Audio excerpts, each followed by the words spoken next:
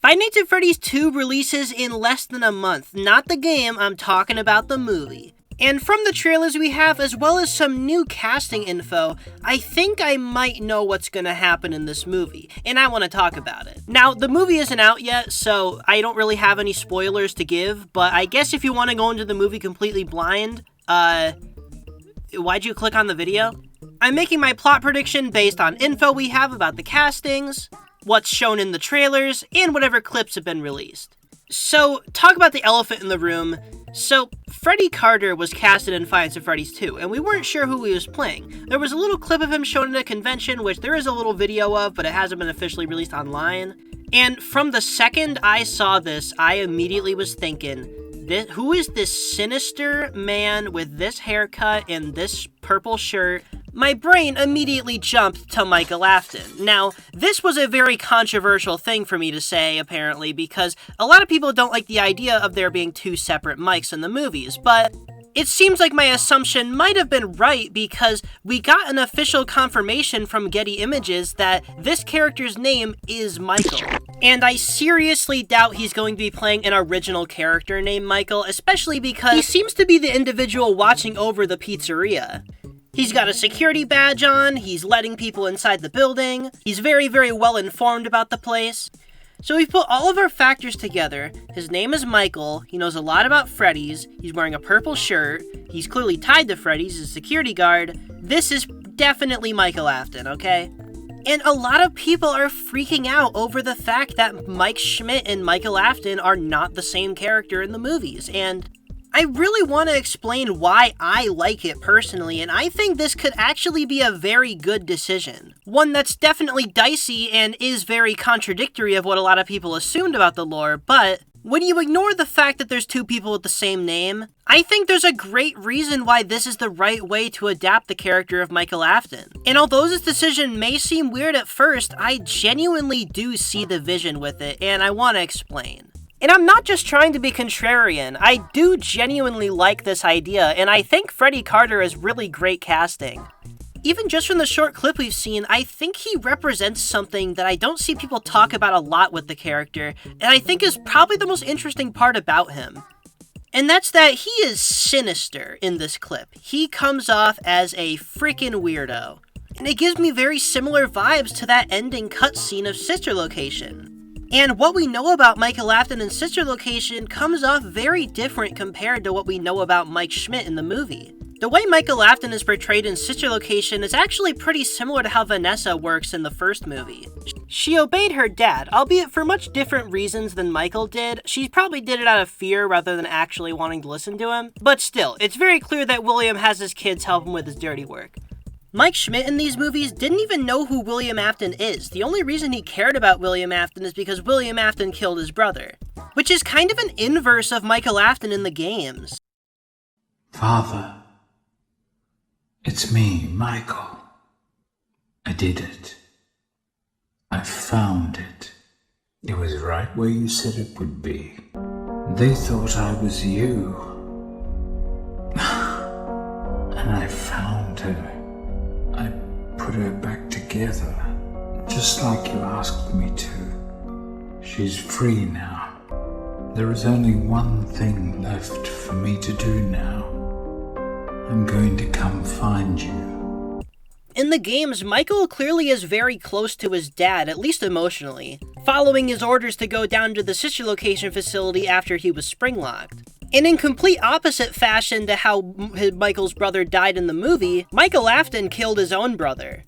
Despite the same name, these characters are very, very different. Which to me means that it could work really well if they were actually different characters. Whether they are or not in the games is a debate, but in the movies, it seems like that's the direction they're going. We really didn't learn a lot about the Afton family in the first movie since we only met 2 members of it, so expanding upon that by introducing Micheal Afton would make sense. And that brings me to the beginning of my sort of plot prediction. I think that Micheal Afton is acting out on his dad's orders. William went missing after the events of the first movie, and he doesn't know what to do. Now, I should probably mention my plot is not going to be entirely, issue-free. There's definitely things that need to be addressed here that I won't, but you'll get the general idea. I think the biggest plot hole I'm thinking about that I really hope the movie addresses properly is, it seems like Abby's being contacted by the spirits from the first movie through the Fast Talker. Abby, help us.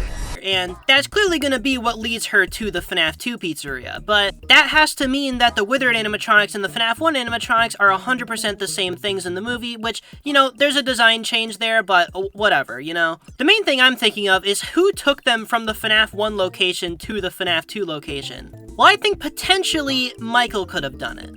Or at least somebody could have done it, because in the first movie, we're told that the only reason the FNAF 1 location hadn't been torn down is because of William Afton. Well, William Afton's missing, we don't know where he is, he's probably presumed dead by most people, so the original location is probably gonna be torn down. So my guess is that in his dad's absence, Micheal decided to move the animatronics from one pizzeria to another so they don't get demolished.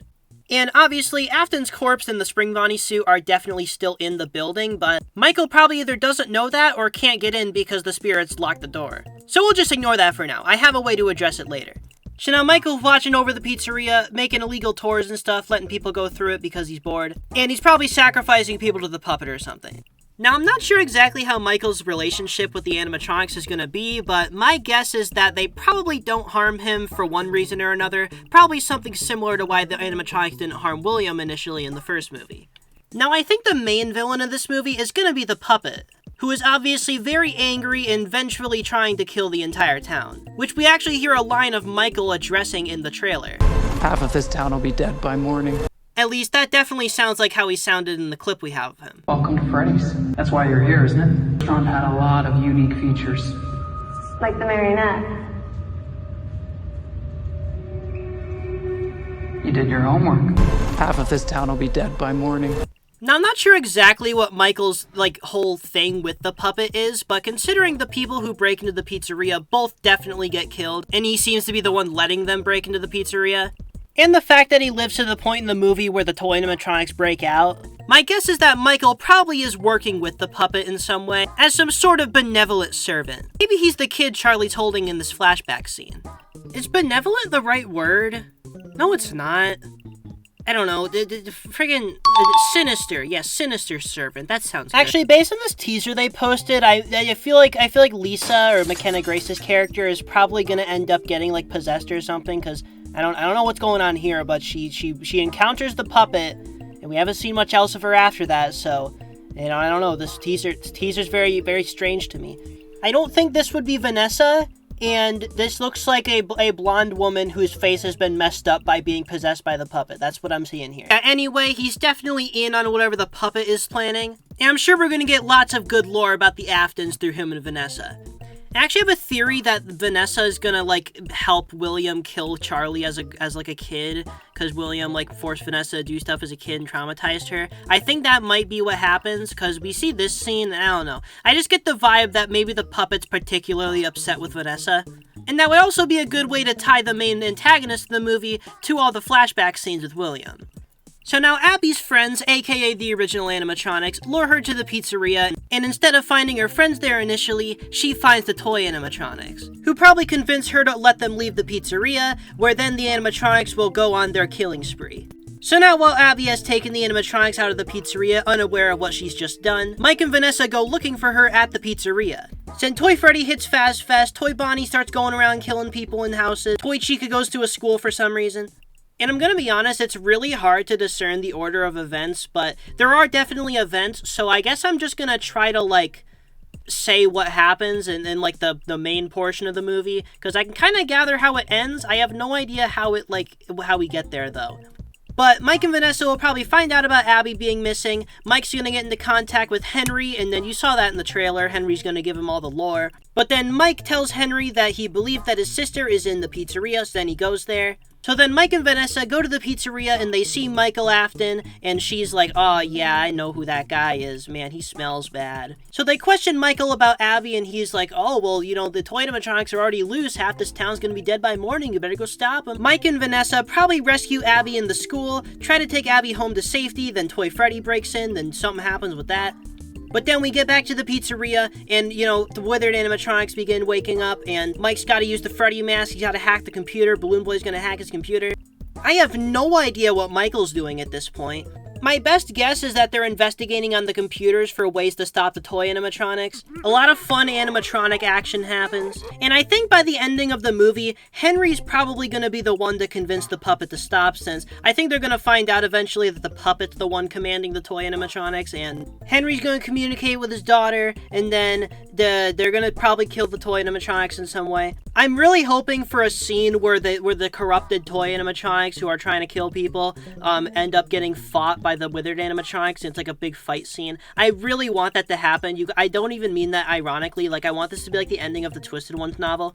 That might potentially be the coolest thing ever put to screen. But yeah, basically, I think there's gonna be a lot that happens in this movie, and it's gonna be awesome. I can already tell compared to the first movie, this one's just gonna be having so much fun with it, and because honestly, I think the first movie was kind of lacking in terms of the animatronics actually doing much. It seems like in this movie, that's the main focus. The animatronics are going to be going absolutely insane in this movie. And the more I hear about this movie's premise, the more excited I get. It feels like it's definitely going to be very fast-paced, which is personally how I like my movies. And I'm so excited to see how everything comes together, because there was just so much here, and I'm trying to put it together in my head, and I'm just like, I need the actual movie to do it for me. I'm excited. I need to know. And now finally, for my end credits scene prediction, it's going to be Micheal Afton, right? And he's going to be like, "Father, it's me, Michael. I did it. I found it." And no, he's not going to say that, because that doesn't mean anything in this context. But, you know, he's going to be talking about how he's going to go find his dad, like the sister location ending cutscene, kind of. He's going to be like, "Father, I'm going to come find you. I don't know where you are," because he's missing. And then we're going to get a scene, while he's monologuing this, of Springtrap rising from the rubble of the first movie's location. And then that's going to be leading into the FNAF 3 movie. And that's going to be awesome. And I'm locking that in. That's my prediction for the post-credits scene, or at least the ending scene, okay? That's my prediction. And do not lie to me, it would go very hard. So anyway, just wanted to make a quick video about this stuff, since I'm very, very hyped up for this movie now, and I just wanted to talk about this, okay? I heard the news that this is Michael, and I'm like, okay, we might be in for something amazing. So anyway, I'll see you guys in the next video. Goodbye.